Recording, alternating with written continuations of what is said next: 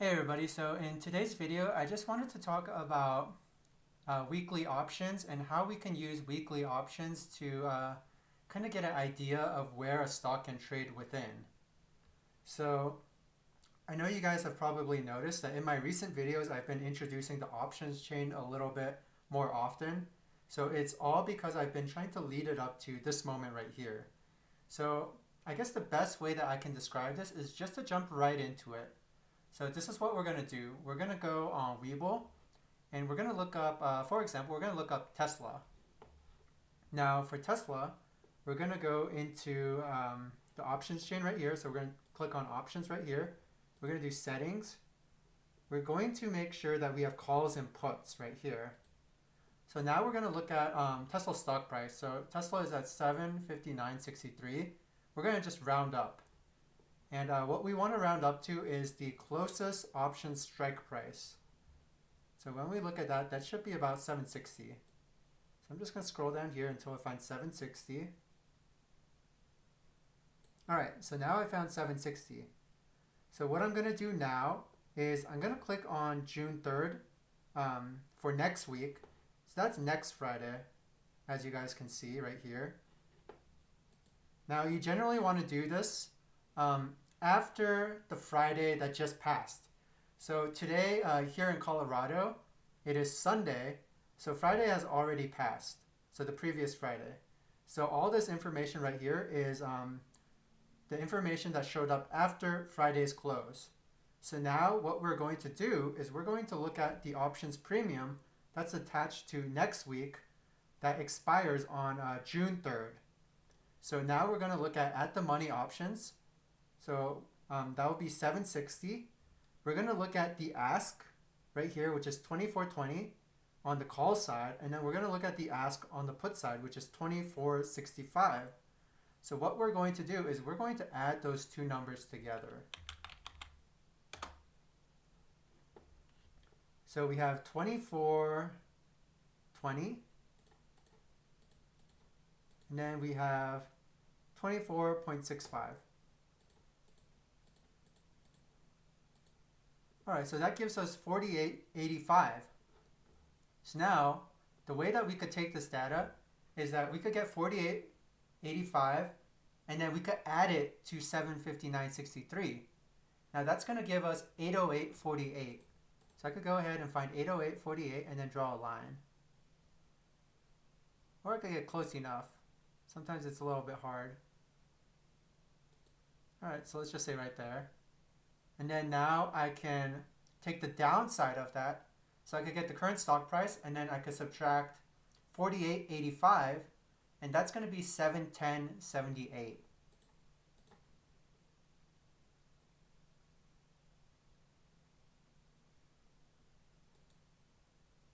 So now I guess this will probably make it a lot easier if I just deleted all of these lines in between.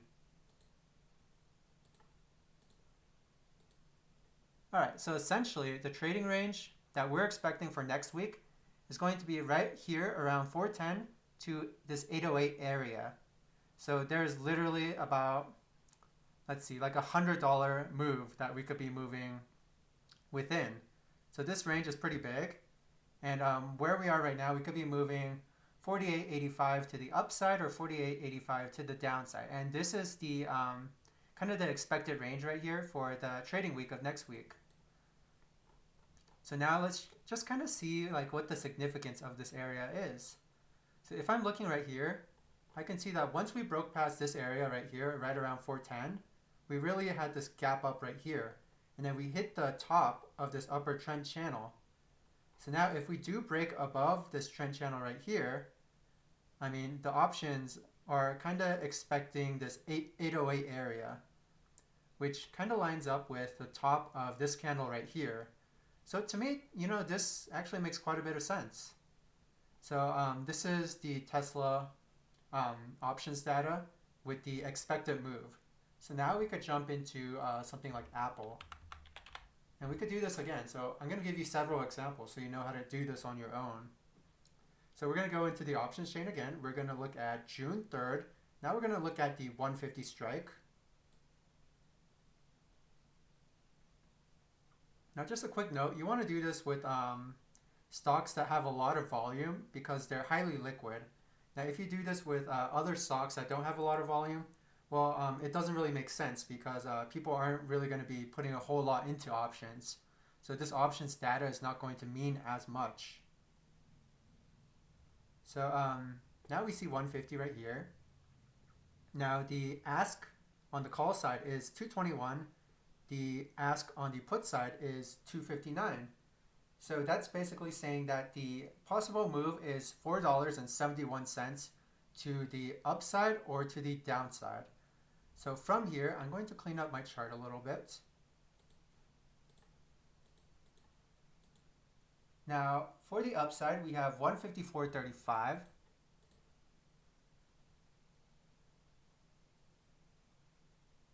So yeah, close enough. And then we have, to the downside, 144.93.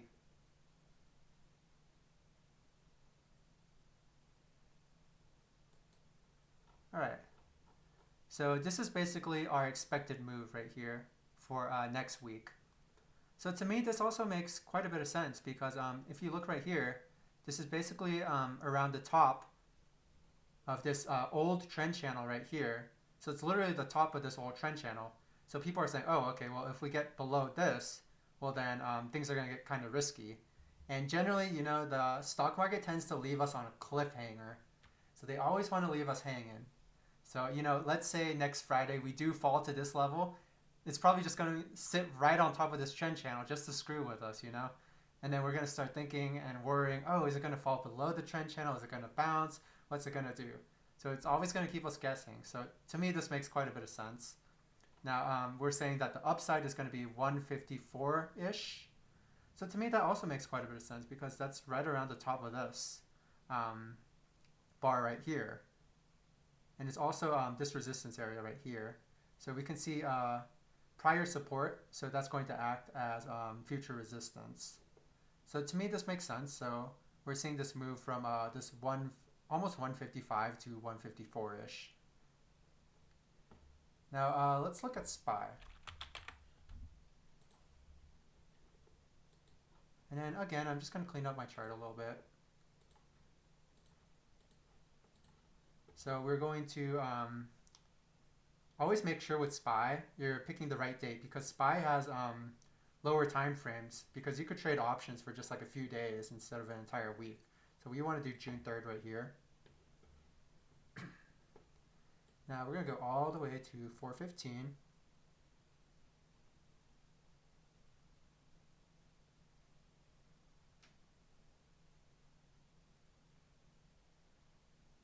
Okay. So 415, we have the ask at $5.34. We have the ask right here on the put side at $4.55. So what that's going to do for us is that it's going to give us a range of $9.89. So if we're looking at the upper range, it's going to be 425.15.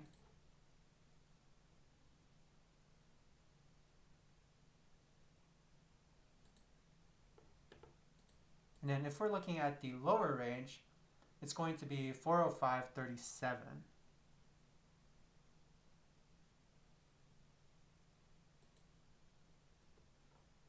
So let's see. Let's see if this has any significance at all.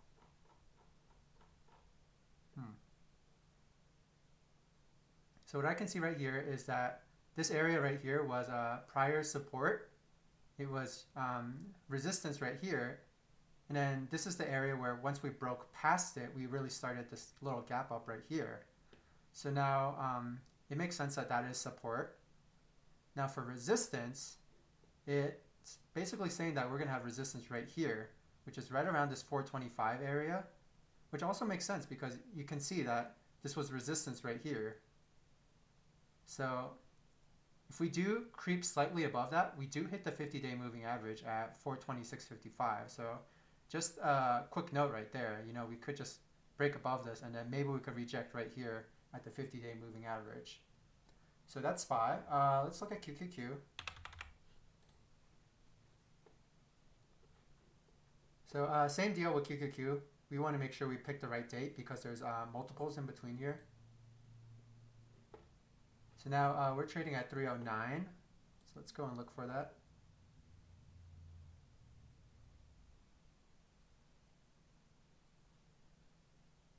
All right. So the ask is $5.15 on the call side. It's $4.58 on the put side. So basically what we're looking at right here is, let's calculate that real quick.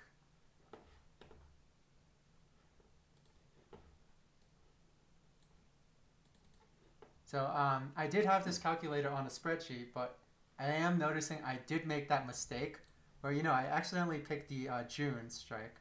So this is actually a perfect example right here because I accidentally messed up because, I was just looking at the default when QQQ actually has multiple dates, as I mentioned with SPY.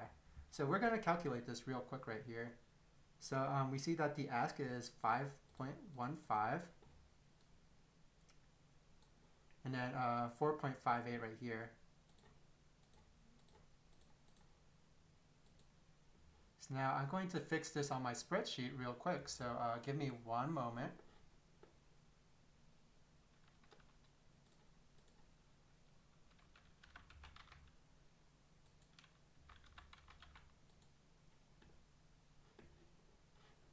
All right. So for the upside, we're going to look at 318.83. So I'm just going to clean up some of these chart patterns right here. 318.83. Close enough.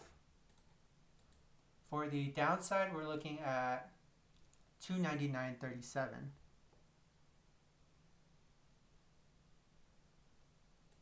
All right. And then we want to ask, the next question we always want to ask is, does this make sense? So to me, it does make sense because look right here. This is the area that once we broke past this, we had this massive rally right here. And then where are we going to stop potentially is going to be this 319 area, which, maybe it doesn't make as much sense to me. But the one thing I do know is that it lines up perfectly with this doji right here. So this doji right here is like an indecision candle. We're not sure if we're going up or if we're going down. And as you can see right here, we had this trick and then trap. So, this doji could be a very significant area where maybe we see future resistance. Also keep in mind that these risk ranges aren't always going to predict what the next 2 weeks are going to look like. The next week after the next week could look totally different. So just keep that in mind. So to me, if we do break past this area, the next obvious area will be the 50-day moving average right at 328.51. But I do see, a potential resistance area could come in right around here, right around 325-ish. And you can see why. I mean, this was prior support right here. And then it was acting as resistance right here. And we're trying to break above it a few times. We had this little trick right here. And then as you can see, we broke right back down to this area. And then we had this massive gap down. So I do think that this area, right around 425-ish, could be potential resistance. So we'll see. And then ideally, we do want to break above this top right here, which is right around 329. So this break above the 50-day moving average is going to be pretty important because that will basically tell us, hey, we're going to avoid this potential double top right here. All right, so let's look at IWM last.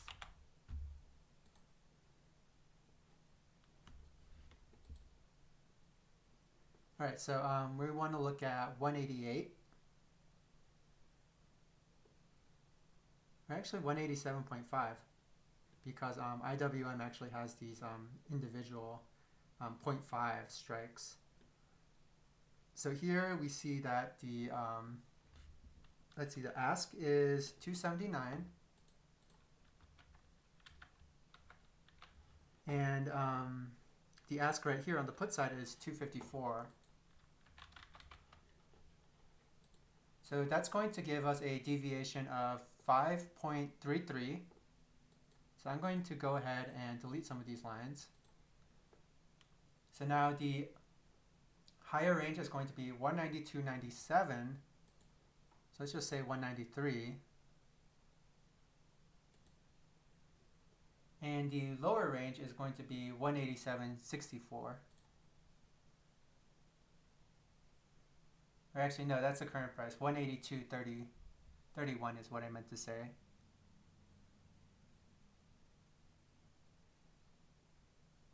So yeah, close enough. All right, so now we want to assess, does this make sense? To me, this makes very perfect sense because look, we see right here, this was a prior resistance. This was also prior support. It was acting as resistance right here. When we broke past it, we had this massive move up. And then where is this resistance? Well, it's right at this old top right here, which also kind of lines up with the 50-day moving average. So to me, this makes quite a bit of sense. So basically, watch out for this range. And that's basically all I had to talk about for the weekly ranges. And I hope you guys found this video very useful. And I'll definitely try to make these at the end of every week. So definitely look forward to that. And I hope you guys enjoyed.